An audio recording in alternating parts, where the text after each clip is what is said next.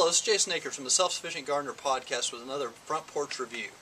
Today up for review we've got Rosemary Gladstarr's Herbal Recipes for Vibrant Health. So, I'm not big on herbal recipes. The reason I picked this book up is because it got so many good reviews on Amazon and it had a lot of additional information besides the recipes. I do want the recipes, I do like the recipes, but some of the things she gives you in here unfortunately require a lot of herbs from outside sources. For instance, some of the things we would make if we follow the recipes in this book, we would have to go to an herbalist shop, or we'd have to order online and get the herbs that way.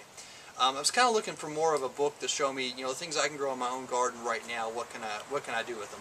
Now she does a lot of that too. Don't get me wrong, but you're going to have to wade through the other things to tell you how to buy, you know, herbs like dong quai and foti and you know, Siberian ginseng. But the real value of this book is she breaks things down. For instance, I mean, there's you know, a section for women's health. There's a section for kids. You know, that's what I like. Is I like the practical side of herbal, and I think she covers that fairly well.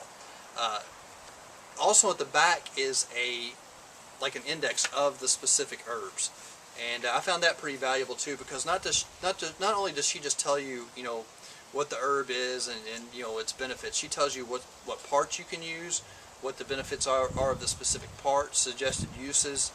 So you can come back here and you can find, you know, the herbs themselves.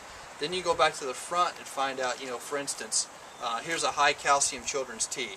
So if you want your children to grow up with strong bones, that's what you would give them. Here is cradle cap tea for, you know, cradle cap for infants. You know, they get that kind of scalp kind of thing going on where it's really dry, really itchy. You know, she has a tea and an oil for putting on for babies. There's tea for constipation, and there's a whole section just for children. There's a whole section just for beauty, which you know, I don't particularly think I need, but it's there anyway. So I mean, here, you know, here's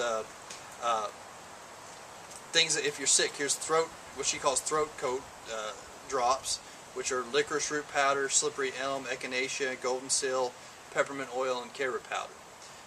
Like I said, the only real drawback of this book is just some of the recipes require things that I'm not going to grow in my garden tomorrow. I'm really going to have to order them if I want them. That's not to say we can't take what we need out of the recipes and disregard the rest.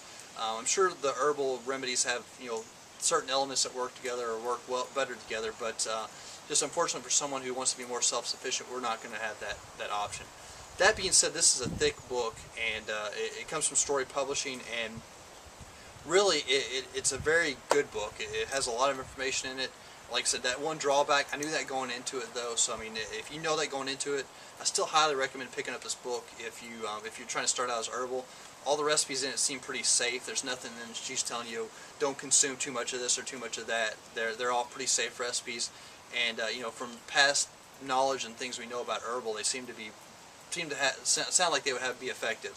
The only one I've actually tried was the salve from calendula oil, and that didn't turn out real good for me, but that was mostly due to my idiotic nature of not following directions well enough. But highly recommend this book. It's a thick little book, neat little book, and if you're trying to get started in herbal, it's probably like me, it's probably a good thing to pick up.